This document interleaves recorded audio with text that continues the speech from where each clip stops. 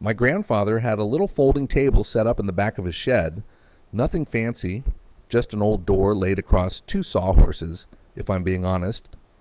And every single winter that man had fresh greens growing under a cheap shop light he probably bought for $4 at a hardware store. I remember being maybe 7 or 8 years old, walking in there and seeing these little trays just packed with tiny green shoots, and I asked him what they were.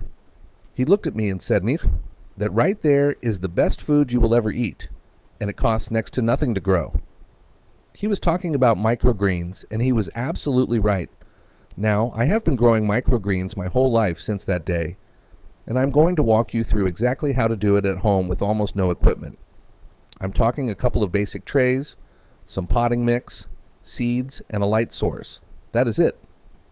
You do not need a greenhouse. You do not need a fancy grow room. You do not even need a backyard. If you have a kitchen counter or a shelf in a closet, you can grow microgreens. And I do not care if you're in zone 3 or zone 10, because these are grown indoors and the weather outside does not matter one bit.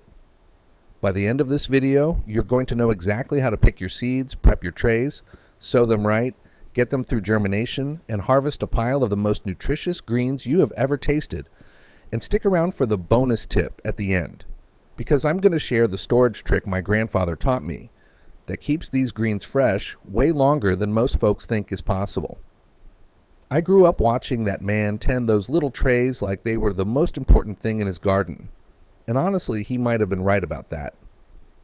He used to tell me that a single tray of microgreens had more nutrition packed into it than a whole head of lettuce from the grocery store. And the science has backed him up on that over the years. This is one of those things that stuck with me from childhood straight through to today, and I still grow them every single week. It does not matter what else I have going on in the garden. The microgreen trays are always running. There's something about knowing you can walk over to a little tray on your counter and cut yourself a handful of greens that are fresher and more nutritious than anything you could buy at the store for 3 or 4 times the price. That is real food independence, plain and simple, and I want to help you get there. Now, the first thing folks usually ask me is whether you need some kind of special seed to grow microgreens, and the answer is no. These are the exact same seeds you would plant out in your garden if you were growing the full-size plant. The only difference is that you're planting them much more densely. I'm talking hundreds or even thousands of seeds in a single tray, and you're harvesting them when they are only a week or 2 old instead of letting them grow to maturity. So a broccoli microgreen seed is just a broccoli seed, and a sunflower microgreen seed is just a sunflower seed. Nothing special about them except how you grow them.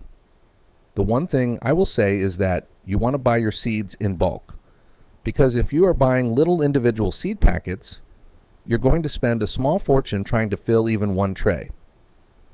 I have had good luck with True Leaf Market and Everwild Farms. Both of them sell seeds by the ounce and by the pound, and the prices are very reasonable. For a beginner, I would start with 3 types. Get yourself some pea shoots. Those are foolproof and delicious. A bag of black oil sunflower seeds, and a basic salad or brassica mix that has things like turnips, kale, and maybe some mustard greens in it. Between those 3, you're going to get a great variety, and you're going to learn how different seeds behave. As far as supplies go, you need a set of standard 10 by 20 trays, the kind you see at any garden center, a bag of fine-grained potting mix, and a spray bottle. That is your entire setup.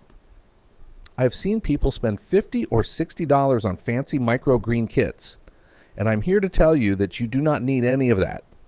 My grandfather grew world-class microgreens with equipment that probably cost him less than $10 total, and yours does not need to cost much more. Once you have your seeds and your trays, the next thing you want to do is get your soil situation right. And this is where a lot of new growers run into trouble without even realizing it. You want a fine-grained potting mix. And I mean fine. If you open up the bag and you see big chunks of bark or wood chips or perlite pieces the size of marbles, that is not what you want.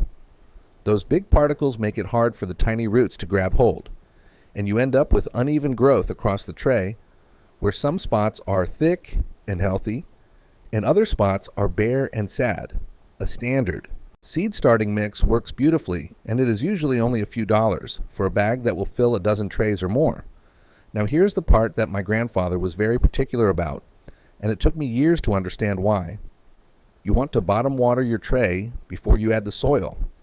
So take your tray, pour about 2 cups of water into the bottom, and then add your potting mix right on top of that water. What happens is the moisture wicks up through the soil from below, and that keeps the surface from getting too wet, which is exactly what causes that spidery white mold that kills more beginner microgreen trays than anything else I have seen. If you top water a freshly sown tray, you're practically inviting mold to move in. My grandfather figured that out decades before it became common advice, and I have never done it any other way. Once your soil is in the tray, you want to smooth it out nice and even, and leave it sitting about a 1/4 inch to a 1/2 inch below the rim.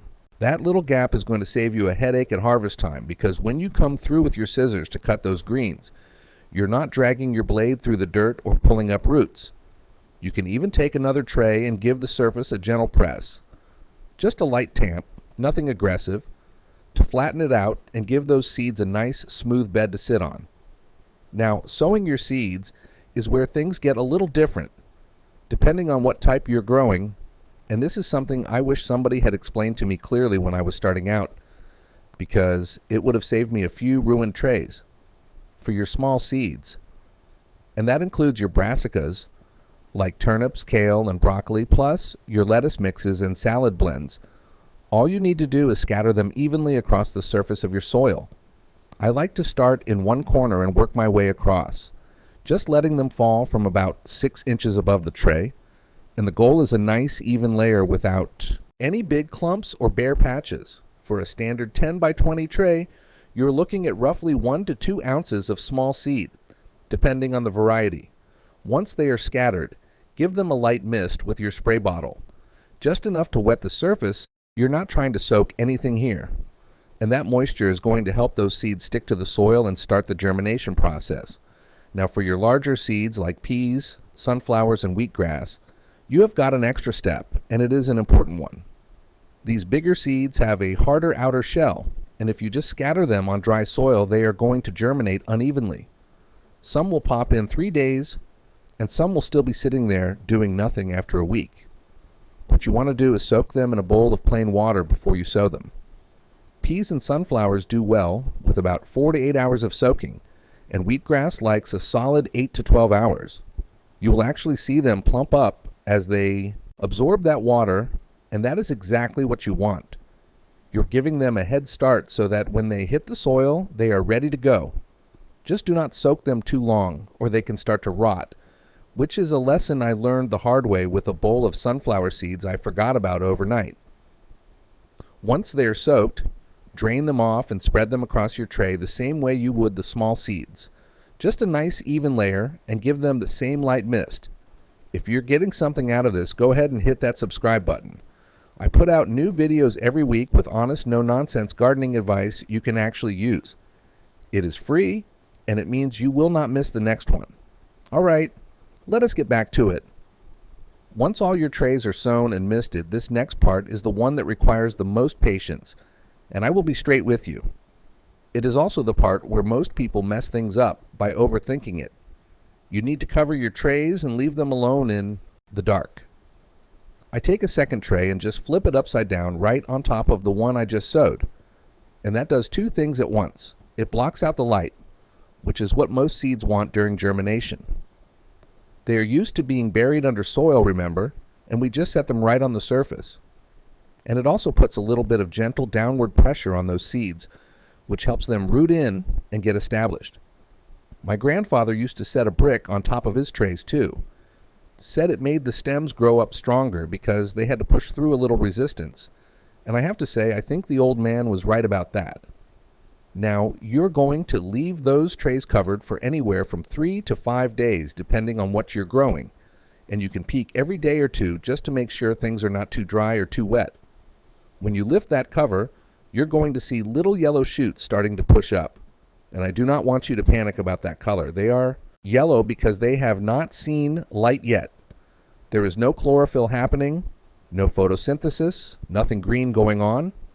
And that is completely normal. Once those shoots are about an inch tall and they are starting to lift to the cover tray on their own, that is your signal that the blackout period is over and it is time to turn on the lights. And this is my favorite part of the whole process, because watching microgreens green up under a light is one of the most satisfying things in gardening.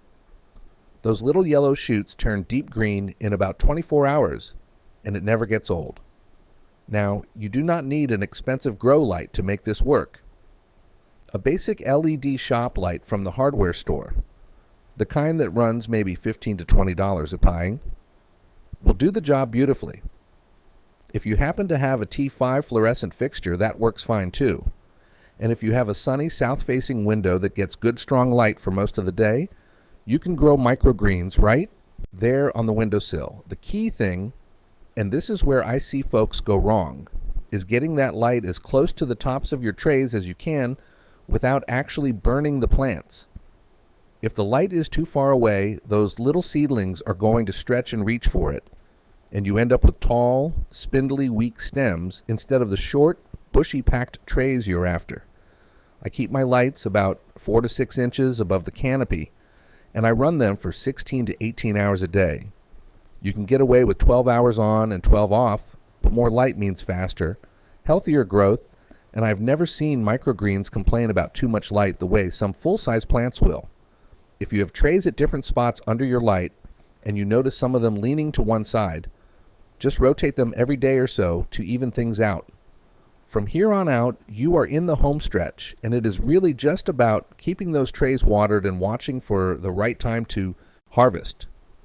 I like to lift my trays every day to feel the weight. If a tray feels light, that soil is drying out and those thousands of little roots are thirsty. So I give it a good bottom watering by setting it in another tray with about a cup of water and letting it soak up from below for 15 or 20 minutes. You want to avoid watering over the top at this stage because wet leaves packed that tightly together are just begging for mold. As for when to harvest, most microgreens are ready somewhere between 8 and 14 days from the day you sowed them. Your brassicas, turnips, kale, broccoli, those salad mixes tend to be on the faster side, often ready in 8 to 10 days. Pea shoots and sunflowers usually run 10 to 14 days. You're looking for the first set of true leaves to start opening up, and the whole tray should be a dense, lush carpet of green standing about 3 to 4 inches tall. When that moment comes, take a sharp pair of scissors or kitchens, shears, and cut about an inch above the soil line. That way you're getting clean greens with no dirt and no roots. For most varieties, this is the only cut you're going to get. Once you harvest them, the tray is done, and you compost the soil and start fresh. The one big exception is wheatgrass, which you can cut 2 or even 3 times before it runs out of steam, which is one of the reasons I always have a wheatgrass tray going. Now, I would not be doing my job if I did not tell you about the things that can go wrong, because I have seen every one of these problems in my own trays over the years, and I have helped plenty of neighbors figure out theirs too. The number one killer I see, and I have already mentioned it a couple of times, is mold. That white, fuzzy, spidery-looking growth that shows up on the soil surface or right at the base of your stems. And 9 times out of 10, it is caused by too much moisture on the surface and not enough air circulation. If you are bottom watering like I taught you, your odds of getting mold drop way down. But if you do see a small patch, you can dab it with a little diluted grapefruit seed extract and it will usually knock it right back. If it takes over a whole tray though, you are better off tossing it and starting over rather than trying to save it. I had a buddy a few years back who tried to eat past the mold on a tray of sunflowers and spent the next 2 days regretting that decision. Do not be that guy. The second thing I see all the time is leggy, stretched out growth where the stems are long and thin and the plants look like they are reaching for something. That is almost always a light problem. Either the light is too far away, it is not on long enough, or it is just not bright enough. Move it closer, add a few more hours, or upgrade to a stronger fixture, and your next tray will look completely different. I dealt with this myself when I first moved my setup from the shed to a basement shelf and did not realize how much weaker the light was at that distance. One adjustment, and the problem was solved. The third issue is uneven germination, where half the tray comes up thick and beautiful, and the other half looks like a bald spot. That goes right back to how you sowed your seeds. If you had clumps in some areas and bare patches in others, that is exactly what is going to show up in the tray a week later. Take your time scattering those seeds evenly, and if you tamped your soil and left ridges, smooth them out before you sow. It is a small thing that makes a big difference. And the fourth problem, which mostly affects the larger seeds like peas and sunflowers, is rotting before they even germinate. That almost always means you soaked them too long or you planted them in soil that was way too wet. Stick to the soak times I gave you. 4 to 8 hours for peas and sunflowers, 8 to 12 for wheatgrass. And resist the urge to drench your tray after sowing. A light mist is all. Those seeds need to get going. Now, this is something my grandfather showed me when I was probably 8 or 9 years old, and I have used it every single season since. When he harvested his microgreens, he would lay them out on a clean, slightly damp cotton dish towel. Not paper towel, it had to be real cotton.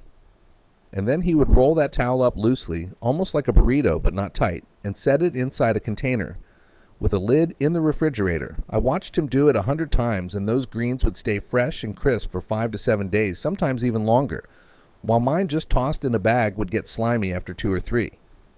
The trick, he told me, is that the damp towel keeps just enough humidity around the greens to prevent them from drying out and wilting, but because they are not sealed in plastic with no air at all, they do not get that wet, suffocating environment that causes them to break down. He used to say how to treat them like they are still growing, and they will act like they are still growing.